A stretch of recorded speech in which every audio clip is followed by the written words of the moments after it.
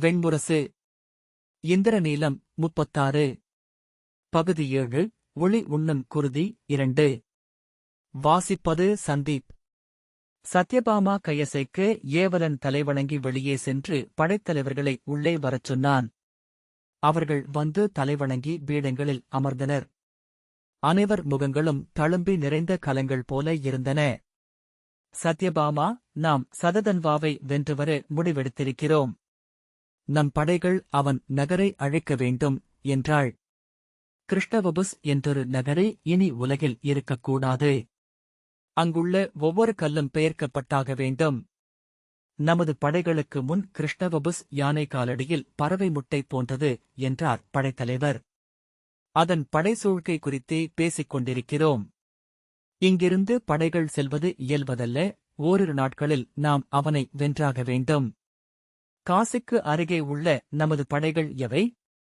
அவற்றை எப்படி நம்மால் ஒன்று சேர்க்க முடியும்? இளம்படைத்தலைவன், காசிக்கு மிக அருகே உள்ளது மதுராவின் 2 படைப்பிரிவுகள் நின்றிருக்கும் நமது சுஜனகிரகம்.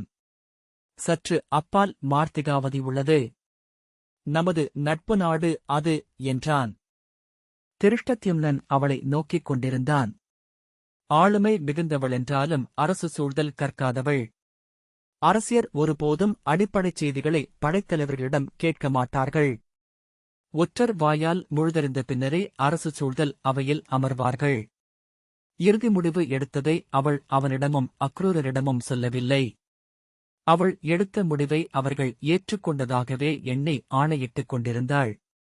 தன்னையறியாமலேயே அவளை திருப்பதியுடன் அவன் ஒப்பிட்டுக் கொண்டிருந்தான் என உணர்ந்தான். அந்த எண்ணம் வந்ததுமே அவன் சொல்ல வேண்டியதை முடிவு செய்துவிட்டான்.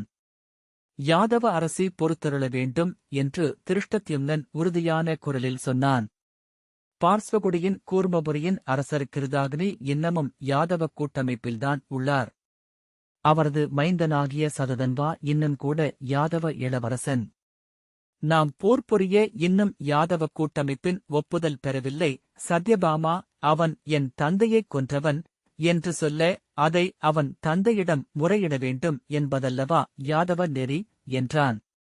அக்ரூரர் ஆம் என்றார். நான் முறையிடப் போவதில்லை. அவனை கொல்வேன். யாதவர் மன்றுக்கு பின்னர் விளக்கம் அளிக்கிறேன் என்று சத்யபாமா சினத்துடன் சொல்ல, திருஷ்டத்யும்னன், அவ்வண்ணமெனினும் ஒரு படை கொண்டெழுவது இப்போது நல்ல வழியல்ல என்றான். நம் படைகள் காசி மண்ணை கடக்காமல் சததன்வாவின் ஊரை அடைய முடியாது. காசி மகதத்துடன் மணவினை புரிந்த நாடு. அஸ்தனபுரியிடம் மண உறவு கொண்ட நாடு. தன் நிலம் வழியாக நம் படைகள் செல்ல காசி ஒப்பவில்லை என்றால் நாம் அதை செய்ய முடியாது. காசியின் படைகள் நம்மை எதிர்க்குமென்றால் அதைக் கடந்து செல்ல மதுராவில் நின்றிருக்கும் படைகளால் எளிதில் முடியாது. படைத்தலைவர் ஏதோ சொல்ல வாயெடுக்க திருஷ்டத்யும்னன் கையசைத்து அவரை நிறுத்தி தொடர்ந்து பேசினான். அவையோரே, இன்று ஒரு முறைசார் போர் அங்கு நிகழும் என்றால் அதுவே பாரத வருஷத்தில் எதிரெதிர் நின்றிருக்கும் பேராற்றல்கள் நடுவே ஒவ்வொரு கணமும் நிகழக் காத்திருக்கும் பெரும் போரின் தொடக்கமாக அமையக்கூடும். நெய் நிறைந்த களஞ்சியத்தில் விழுந்து முதல் தீப்பொறியாக அது அமையக்கூடும். ஆனால் நாம் செய்வதற்கொன்றுமில்லை என்றாள் சத்யபாமா. இருக்கலாம். நாம் முடிவை முதலில் எடுத்துவிட்டு அரசு சூழ்கிறோம். என்ன செய்ய முடியுமென 8 திசையிலும் நோக்குவோம். பின்னர் இறுதிப் புள்ளிக்கு செல்வோம் என்றான். சத்யபாமா உடனடியாக விழிகளின் அனல் அவிந்து, வேறு என்ன செய்யக்கூடும் என்கிறீர் என்றதும் திருஷ்டத்யும்னன் உள்ளோர புன்னகை செய்தான். அவளுடைய நிமிர்வுக்குப் பின் தனக்கு அரசு சூழ்தல் தெரியாதென்ற தயக்கமே உள்ளதென அவன் சரியாகவே உய்த்தறிந்து விட்டிருந்தான். படைநகர்வு இப்போது தேவை இல்லை. அது நம் கட்டுப்பாட்டில் நிற்காத விளைவுகளை உருவாக்கும். வேறு வழி என்ன என்று சத்யபாமா பொறுமையிழந்து உரக்க கேட்டாள். இன்று இவ்வரியணை அமர்ந்திருக்கையில் என்னுடல் எரிகிறது. சியமந்தகம் என் கைக்கு வந்து சேரும் கணம் வரை என்னால் விழுதியில முடியாது. பாஞ்சாலரே, என் தந்தையின் தலை வெட்டுண்டு கிடப்பதை இக்கணம் விழி மூடினால் கூட என்னால் காண முடிகிறது. நிலையற்றவளாக எழுந்து நான் வாழாவிருக்க வேண்டும் என்று மட்டும் எவரும் சொல்ல வேண்டாம். இதன் பொருட்டு யாதவகுலமே அழியுமென்றால் அழியட்டும் என்றாள். திருஷ்டத்யும்னன் நம்முன் உள்ள வழி ஒன்றே என்றான். அவள் திரும்பி நோக்க அக்ரூரரும் கிருதவர்மரும் தேவையான மிகச்சிறிய படையுடன் சததன்வாவை நாடிச் செல்லட்டும் என்றான். சிறிய படையால் அவனை வெல்ல முடியாது என்றான் சாத்யகி. திருஷ்டத்யும்னன், ஆம், அவனை வெல்ல நாம் அனுப்பும் சிறுபடை போதாது.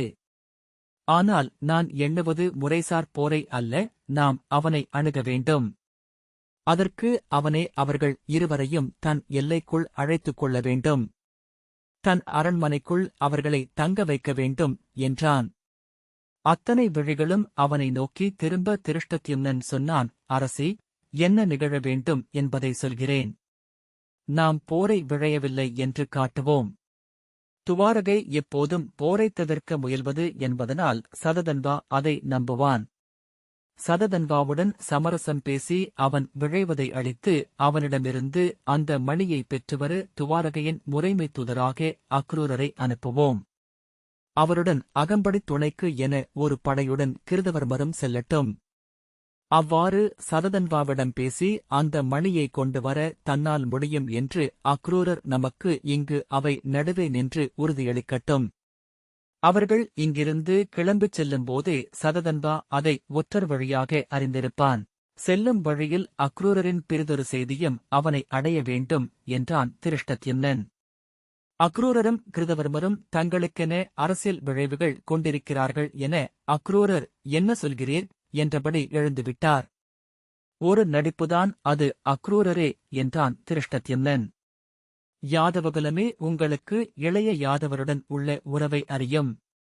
இந்நகரமே உங்களுடையதென சொல்கிறார்கள். அக்ரூரர், ஆம், ஆனால் இப்படி ஒரு செய்தி எப்படி பரவினாலும் அது வரலாற்றில் இருக்கும். நான் என் தலைவனிடம் முரண்பட்டேன் என விளையாட்டாகக் கூட ஒருவரும் சொல்லக்கூடாது. இதற்கு நான் ஒப்பமாட்டேன் என்றார். வெற்றியுடன் திரும்பி வந்து சேமந்தகத்தை நீங்கள் அரசரின் காலடியில் வைக்கையில் அதுவே வரலாறாக இருக்கும் அக்ரூரரே என்றான் திருஷ்டத்யும்னன். இல்லை, நடிப்புக்காக கூட அச்சொல்லை என்னுடன் இணைக்க ஒப்பமாட்டேன் என்றார் அக்ரூரர். நான் இளைய யாதவரின் ஊர்தி. இது வஞ்சகம் எண்ணியதென பொய்யின் தெய்வம் கூட சொல்லலாகாது. சத்யபாமா, அக்ரூரரே, இது என் ஆணை. நீங்கள் பாஞ்சாலர் சொல்வதை செய்தாக வேண்டும் என்று உரக்க கை நீட்டி சொன்னாள். ஆணை அரசி என அக்ரூரர் தலைவணங்கினார். நான் சொல்வதை மட்டும் கூர்நோக்குக, பின்னர் முடிவெடுப்போம் என்றான் திருஷ்டத்யும்னன். அக்ரூரருக்கும் சேமந்தகம் மீது விருப்பு இருக்கிறது. அந்த மணியை மையமாக்கி துவாரகைக்கு எதிராக ஒரு படைத்திரட்சியை செய்யவும் அதனூடாக யாதவ நிலத்தில் ஒரு பகுதியை வென்றெடுக்கவும் அவர் எண்ணுகிறார். கிருதவர்மர் அந்தக குலத்தவர். சேமந்தகம் தனக்குரியதென அவர் கருதுகிறார். இவர்கள் இங்கிருந்து அங்கே செல்வதற்குள் இச்செய்தி அவனை அடையட்டும். சேமந்தக மணியைக் காட்டி இருவரையும் வென்றெடுக்க முடியும் என சததன்வா நம்புவான். சாத்யகி அதை அவன் நம்ப மாட்டான் என்றான். இளைய யாதவரின் அவையில் அக்ரூரர் யார் என அவன் அறிவான். யாதவகுலத்துக்கே தலைமை கொண்டிருக்கும் அக்ரூரர் ஒரு சிறிய யாதவ கிளையை திரட்டி தனித்துச் செல்ல விழையமாட்டார் என்றே எண்ணுவான். திருஷ்டத்யும்னன் உறுதியாக நம்புவான் என்றான். ஏனெனில் வஞ்சகர் பிறரையும் வஞ்சகராகவே எண்ணுவர். விழைவு கொண்டவர் பிறரது விழைவுடனே உரையாடுவர். எந்த உளநிலையால் இளைய யாதவரை எதிர்க்க சததன்வா எண்ணினானோ அதே உளநிலையில் இவர்கள் இருப்பதாக அவன் எண்ணுவான். இவர்கள் மேல் சற்று ஐயம் இருந்தால் கூட ஒருமுறை பேசிப் பார்ப்போமே என்றுதான் அகமோடும். இவர்களை வென்றெடுக்க முடியவில்லை என்றாலும் கூட இவர்கள் இளைய யாதவரை உதறி அவருடன் பேசிச் சென்றதை அறிந்தாலே தனக்கு யாதவர்களின் ஆதரவு பெருகும் என சததன்வா எண்ணக்கூடும். ஆகவே உறுதியாக இருவரையும் அவன் தன் எல்லைக்குள் அழைத்துக் கொள்வான். இப்படைகளுடன் அவர்கள் சென்று சததன்வாவை அவன் அரண்மனையில் கண்டு உரையாட முடியும் என்றான். அவை அவன் சொல்லுக்காக அமைதியாக காத்திருந்தது. நாம் அனுப்புவது எளிய யாதவ படையாக இருக்க வேண்டியதில்லை.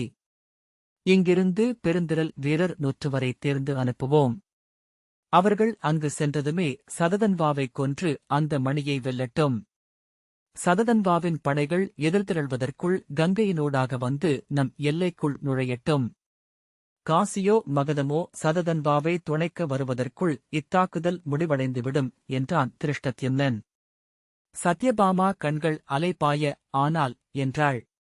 பின்னர் கையை வீசி இது முறையல்ல என்று எனக்கு தோன்றுகிறது பாஞ்சாலரே என்றாள். அரசி, எங்கனம் சீமந்தகம் கொள்ளப்பட்டதோ அங்கனமே அதைக் கவர இது ஒன்றே வழி என்றான் திருஷ்டத்யும்னன். எந்தையிடமிருந்து சீமந்தகத்தைக் கொண்டவன் அவையில் நின்று சொல்ல ஒரு குலப்பெயர் மட்டுமே உள்ள எளிய யாதவன். நாமோ பாரத வருஷத்தை ஆள எண்ணும் துவாரகைக்கு உரிமை கொண்டவர்கள். நாம் முறையற்றது செய்யலாகாது என்றாள் சத்யபாமா. அரசி, நீங்கள் சொல்வது உண்மை. ஆனால் நாம் போர் என்று அறிவித்தே இங்கிருந்து படை அனுப்புகிறோம். அவனிடம் உரையாடி இந்த மணியைப் பெறுவதென்பது நாம் மட்டுமே அறிந்த திட்டம். வெறும் 100 பேர் கொண்டு சததன்வாவை போரில் வென்றோம் என்றே நாம் அறிவிக்க இருக்கிறோம். ஆம், இது போரே. மிக விரைவாக மிக எளிதாக நிகழ்த்தப்பட்ட ஒரு போர். அவ்வளவுதான் என்று திருஷ்டத்யும்னன் சொன்னான். கிருதவர்மன், ஆம் அரசி, இது ஒன்றே எளிய வழி என்று நினைக்கிறேன். இப்போரை என்னிடம் விடுங்கள். இங்கிருந்து செல்லும் நமது படை 6 நாட்களுக்குள் அங்கு சென்று அடைய முடியும். அவனைக் கொன்று மணியை கவர்ந்து மீள்கிறோம் என்றான். சத்யபாமா குழப்பத்துடன் தனக்கென்றே சொல்பவள் போல், இல்லை, நான் ஐயுறுகிறேன். இது முறையா என்றெனக்கு தெரியவில்லை என்றாள். அரசி, இத்தருணத்தில் நீங்கள் என்ன முடிவு எடுப்பீர்கள் என்று அறிந்து கொள்ளவே இளைய யாதவர் நகர் நீங்கினார் போலும் என்றான் திருஷ்டத்யும்னன். திடுக்கிட்டவள் போல் விழி தூக்கி அவனை நோக்கிய பின் சத்யபாமா, ஆம், நானும் அவ்வண்ணமே எண்ணுகிறேன் என்றாள். அரசி, எண்ணெய் குழம்புவதற்கு இது நேரமல்ல. அக்ரூரரும் கிருதவர்மரும் உடனடியாக கிளம்பட்டும். அவர்கள் மதுராவை அடைவதற்குள் அங்கு படைகளை ஒருங்கிணைக்க வேண்டும். இதுவே நம்முன் உள்ள வழி என்றான் திருஷ்டத்யும்னன். சத்யபாமா கைகளைக் கட்டியபடி சென்று சாளரத்தருகே வெளியே நோக்கி நின்றாள். அவள் கருங்குழல் கற்றைகளை கடற்காற்று நெளிய வைத்தது. ஆடை நுனி படபடத்து சுற்றி உடலில் படிந்தது. 4வரும் அவளை நோக்கி விழுநட்டு அமர்ந்திருந்தனர். அவள் உள்ளம் நிகழ்வதைக் காண முடிந்தது. அக்ரூரர், அரசி, அனைத்து வழிகளிலும் எண்ணி நோக்கும்போதும் இது சிறந்தது என்றே எண்ணுகிறேன். அவன் நம்மேல் முறையான போர் தொடுத்தவன் அல்ல. அவனுக்கென ஒரு பெரும் படை கொண்டு சென்று அவனை வென்றாலும் அது துவாரகைக்கு புகழ் தருவதல்ல. 100 பேர் கொண்ட சிறு படையுடன் சென்று வென்று மணி கொண்டு வந்தால் அது நமக்கு புகழைச் சேர்க்கும் என்றார். அவள் கன்னங்களும் கழுத்தும் அசைவதை திருஷ்டத்யும்னன் கண்டான். தயக்கத்தையும் குழப்பத்தையும் இத்தனை தெளிவாக உடலில் காட்டுகிறாள். அரசு சூழ்தலின் நெறிகளில் முதன்மையானவற்றைக் கூட கற்றவளல்ல. அவள் அங்கே நின்று தன்னை மேலும் வற்புறுத்தும்படி கோரிக்கொண்டிருந்தாள். அரசி, சததன்வா இத்தனை தயக்கத்திற்கு தகுதியானவனா என்று எண்ணுங்கள். பொருள் விழைவது போர்வீரனின் இயல்பு. எனவே சியமந்தக மணியை அவன் கொண்டது முறை எனக் கொள்ளலாம்.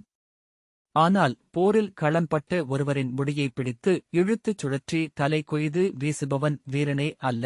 அதுவும் தன் தந்தையின் இடத்தில் இருந்து அள்ளி அமுதூட்டிய ஒருவரின் தலையை என்றான். அவள் உடலதிர்வதைக் கண்டான். அவனுக்கு முன்பு அறிந்திராது ஓர் எழுச்சி ஏற்பட்டது. யாதவர் தலைவி, போரில் நிகழ்வது கொலை அல்ல. கொல்லப்பட்டவனை வெல்ல எண்ணுகிறோம், அழிக்க உண்ணுவதில்லை. அவன் விண்ணுலகெய்த விழைகிறோம், அவமதிப்பதில்லை. கொலை 5 பெரும் தீமைகளில் முதன்மையானது. சினமும் காழ்ப்பும் தீவிழைவும் கொண்டு ஒருவரை அவமதிப்பவன் செய்வதே கொலை. களத்தில் எதிரியின் தலையை இழுத்து வெட்டும் கீழ்மகன் செய்வது தெய்வங்களும் மூதாதையரும் பழிக்கும் படுகொலை. இழிநரகின் இருளில் அவனை ஆழ்த்தும் செயல் அது என்றான் திருஷ்டத்யும்னன். அவன் குரல் ஓங்கியது. அந்த இழிதகையோன் வீரனில்லை. அவனை எங்கனம் கொன்றாலும் அது தகுமே. பேரலை வந்து அறைந்த படகு என அவள் உடலில் எழுந்த அசைவை காண முடிந்தது. ஒரு கணத்தில் அனைத்து கட்டுகளையும் இழந்து எளிய யாதவ பெண்ணாக மாறி பெண் சிம்மம் போல திரும்பி அவள் கூவினாள், ஆம், அவனை அழித்தாக வேண்டும். அச்செயலுக்கு அவன் குருதியை நான் கண்டே ஆக வேண்டும். அக்ரூரரே, நான் ஆணையிடுகிறேன். அவனைக் கொன்று அக்குருதி நிறைந்த கலத்தில் சீமந்தகமணியை இட்டு இங்கு கொண்டு வாருங்கள். அவன் குருதியில் கை நனைத்து சீமந்தகத்தை என் கையில் எடுப்பேன். அக்குருதி ஈரத்துடன் இங்கு என் மூதமையர் குடிகொண்டிருக்கும் ஆலயத்து பலிபீடத்தில் அம்மணியை வைப்பேன். சென்று வருக. பாஞ்சாலரின் ஆணையை கைக்கொள்க. அக்ரூரர் தலைவணங்கி அவ்வண்ணமே ஆகுக என்றார். கிருதவர்மன் ஆணை. சீமந்தகத்துடன் இங்கு மீள்கிறேன் என்றான். சாத்யகி திருஷ்டத்யும்னனிடம் பாஞ்சாலரே, நான் செய்ய வேண்டியதென்ன என்றான். இருவருடனும் நாமும் செல்வோம் என்றான் திருஷ்டத்யும்னன். இப்போதே கிளம்புங்கள். இதுவே அதற்கான தருணம் என்றாள் சத்யபாமை. அவள் விழிகள் சிவந்து கலங்கியிருக்க மூச்சில் உடல் காற்று உலைக்கும் படகுப்பாய் என அசைந்தது. இங்கிருந்து அகன்று நீங்கள் ஆடைகளை எடுத்து தேர்களை அணுகும்போது அரசு ஆணை உங்களுக்காக காத்திருக்கும். அக்ரூரர் குருதிமணியுடன் மீள்கிறோம் அரசி என்று சொல்லி மீண்டும் தலைவணங்கினார். அவர்கள் வெளியே வந்தபோது அக்ரூரர் தலைகவிழ்ந்து எண்ணங்களில் மூழ்கி வர கிருதவர்மன் திருஷ்டத்யும்னனிடம் தங்களுக்கு நன்றி உரைத்தாக வேண்டும் பாஞ்சாலரே. நான் அந்தகக் குலத்தவன். என் குலமணியை வென்றுவரும் வாய்ப்பை எனக்கு அளித்தீர்கள். நான் காலமெல்லாம் இதற்காக என் குடியினரால் நினைவு கூறப்படுவேன் என்றான். அந்த மணியை நீர் பார்த்திருக்கிறீரா என்றான் திருஷ்டத்யும்னன். ஆம், காலை ஒளியில் இந்திரநீலம், மதியம் வான்நீலம், இரவில் நீர்த்தெளிவு என உருமாறும் விண்கதிர்கள் அது என்றான். திருஷ்டத்யும்னன் ஒரு கணம் அவன் விழிகளில் தெரிந்து மறைந்த ஒன்றைக் கண்டு உளம் அதிரப் பெற்றான். வைரத்தை திருப்பும்போது உள்ளாழத்தில் தெரிந்து மறையும் நீரோட்டம் என ஒன்று. அது என்ன என எண்ணியதுமே எங்கோ உளம் சென்று தொட்டது. எங்கே? எதை? சாத்யகி அக்ரூரரிடம், நாம் உரிய படைவீரர்களை திரட்ட வேண்டியிருக்கிறது அல்லவா மூத்தவரே என்றான். ஆம், என்னால் எவர் எவர் என நினைவில் இருந்தே சொல்ல முடியும். மதுராவுக்கு இப்போதே ஓலை அனுப்புகிறேன் என்றார் அக்ரூரர். சாத்யகி, அவர்களில் வில்லவர் பாதியளவாவது வேண்டுமல்லவா என்றான். படகில் ஆடியபடி வில்லாளும் திறன் கொண்டவராகவே 100 இருக்க வேண்டும். போர் நாம் திரும்பி வரும்போதுதான் நிகழும் என்றார் அக்ரூரர். அவரது காலடிகளை கேட்டுக்கொண்டே நடந்த திருஷ்டத்யும்னன் தன் வேட்டைப் புலன்கள் உச்சத்திலிருப்பதை உணர்ந்தான். உடல் புல்லரித்துக் கொண்டே இருந்தது. சாத்யகி, நான் கலந்து கொள்ளும் முதல் போர் இது அக்ரூரரே என்றான். இதில் நீங்களும் புகழ் பெறுவீர் என்றார் அக்ரூரர் சிரித்தபடி. அரண்மனை முற்றத்தை அடைந்ததும் அக்ரூரர், நான் ஒரு நாழிகைக்குள் சித்தமாகிவிடுவேன். நாம் இன்றிரவுக்குள் நகரெல்லை நீங்க முடியும் என்றார். ஆம், இரவே பாலையை கடக்க முடிந்தால் நன்று என்றான் திருஷ்டத்யும்னன். பாலையில் ஓடும் திறன் மிக்க சோனக நாட்டுப் புறவிகள் உள்ளன என்றபின் அக்ரூரர் தலைவணங்கி விடைபெற்றார். கிருதவர்மன் சாத்யகியிடம், என் படைக்கலங்களை வந்து பாரும் யாதவரே என்றபின் திருஷ்டத்யும்னனிடம் விடைபெற்றான். சாத்யகி புறவியை அழைத்து வந்தான். அவன் ஏறுவதை நோக்கி நின்ற திருஷ்டத்யும்னை நோக்கி, வருக பாஞ்சாலரே என்றான். தன் புறவியின் கடிவாளத்தைப் பற்றியதும் உடல் சிலிர்க்க திருஷ்டத்யும்னன் உள்ள ஆழம் பதிவு செய்திருந்த ஒரு கணத்தை மீட்டெடுத்தான். அக்ரூரரின் விழிகளில் மின்னி மறைந்த ஒன்று. அது என்ன? அவன் சாத்யகியை நோக்கினான். அவன் புறவி வால் சுழற்றி முன்னால் சென்றது. தொலைவில் துவாரகையின் பெருந்துறை மேடை நோக்கி திறந்த வாய்கொண்ட சிம்மநாகம் வளைந்து பரவிய உடலுடன் பீதர் நாட்டு பெருங்கலம் ஒன்று இதழ்குவித்து உதிரும் மலரென அணுகியது. இந்த வாசிப்பை கேட்டதற்கு நன்றி.